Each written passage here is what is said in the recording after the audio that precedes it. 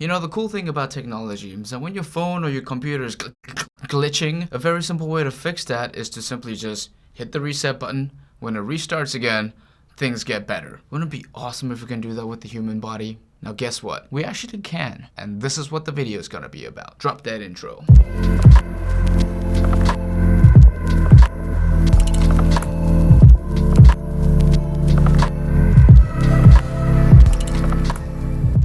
What's up everybody, Andy Shea from Moon Reborn, and today we're going to be talking about resetting the body and the nervous system. So in short, it's essentially just doing very slow mindful movements that actually make your body feel better, helping you increase mobility, reducing pain, and honestly just feel more connected to your body. So the first reset we're going to be doing is a lower body roll. So all you're going to do is lie down on your back, arms up above your head if you can. Just find the most comfortable position for your body to be at. Then all you're gonna do is bring the knee up to the chest.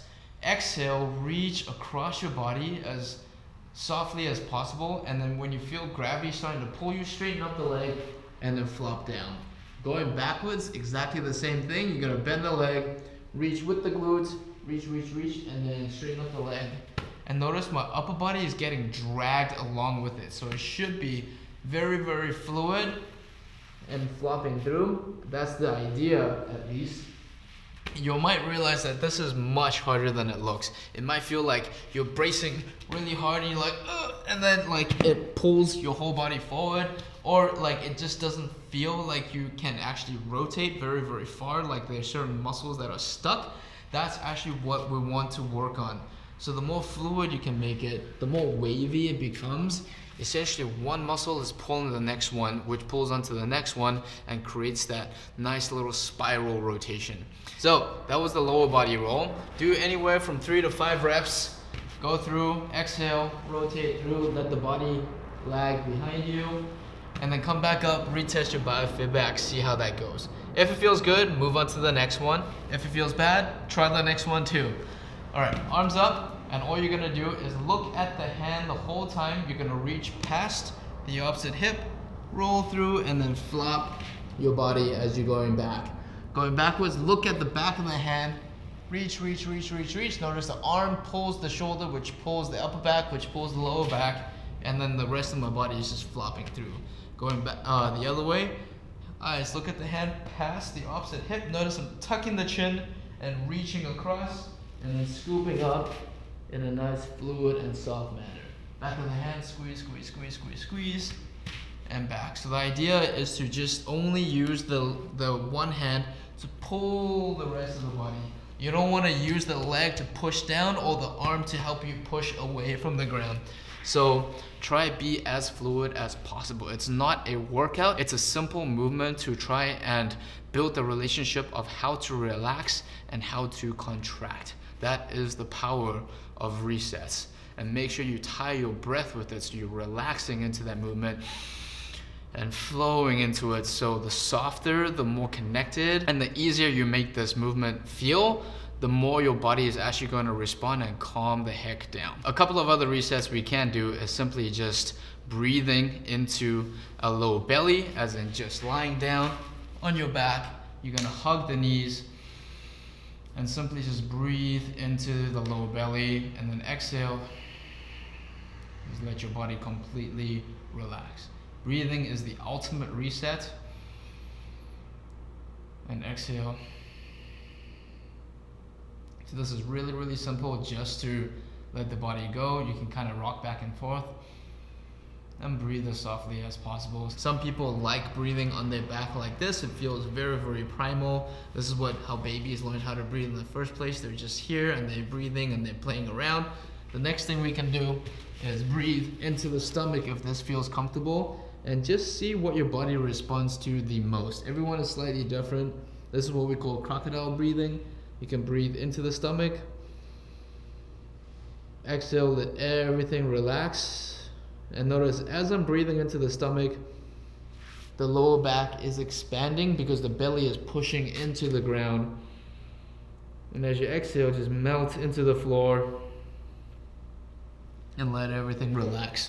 So there's so many different types of breathing resets we can do. I mean, yoga has so many different types of breathing. You have Wim Hof breathing, we have diaphragmatic breathing, we have breathing into the rib cage, breathing into the belly, breathing into the spine, breathing laterally, all these different types of breathing. It doesn't really matter. Pick one and go with it and see if that helps. I highly recommend you to simply double the exhale compared to your inhale. So if you're breathing in for 1 second, take 2 seconds out.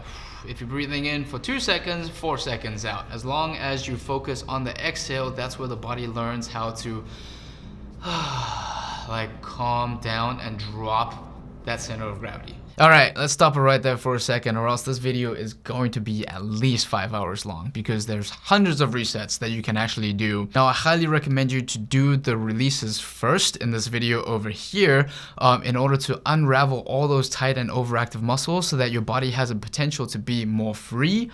Then once it's more free, you want to teach your body how to remember staying looser and more free by doing these resets, because the resets, notice what we did with the spine. We turned it all the way through. We taught the spine that it can find length through rotation, and spinal rotation is the first thing that we lose as we start aging because we're stuck in these postures over here. So the spine literally forgets that it's allowed to turn, coil and uncoil. Now if you're wringing a towel, right, you turn it one way, you squeeze out all the water, you turn it the other way, you squeeze out the water. When you come back to middle, it's actually longer. So if we teach the spine how to rotate one joint at a time, and it's loosening and it's opening up, once it comes back to center, it's naturally a little bit longer.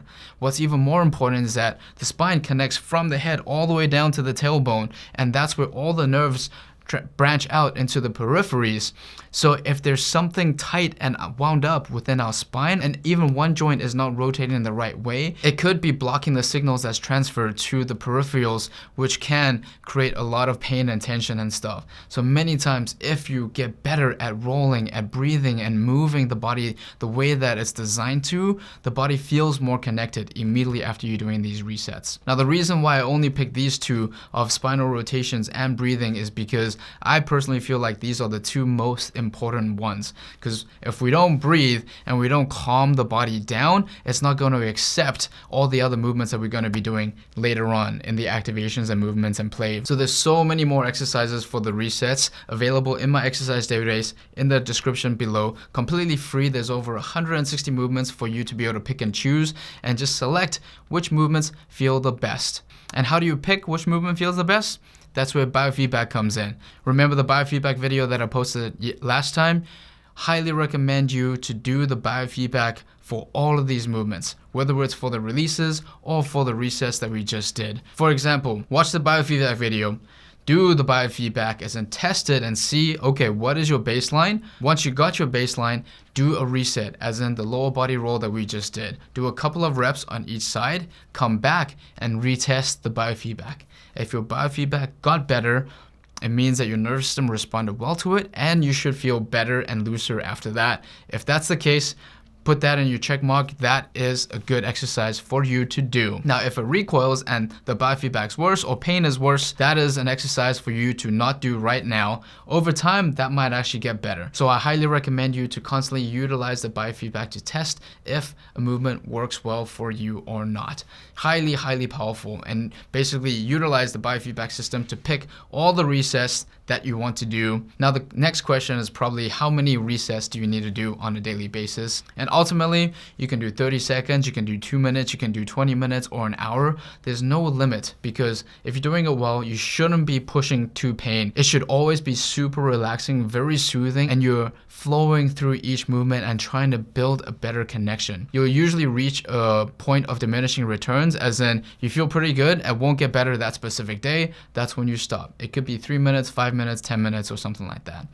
Now, if you want to truly learn more about how to reset the body, I highly recommend you to go to originalstrength.com or watch the YouTube channel. All the description is in the link below as well. And they have incredible content for you to constantly follow. They have 5-minute flows of resets and all of that type of stuff that you can follow as well. So if you want more information, highly recommend you to follow my peeps from Original Strength and go from there. Now, the next video is going to be about activations. So once we release the muscles, we reset the nervous system. Then we're gonna start waking up those big muscles of the lats, the core, and the glutes to be able to handle all the stress that we're gonna be doing in the future workouts and stuff. This is where things are gonna get really, really fun and more challenging. If you have any other questions, comments, please let me know. I will gladly try and help out as much as I can. If this video gave you value, please hit the like button and subscribe if you haven't already. My name is Andy Shea, and I'll see you in the next video. Take it easy. Peace!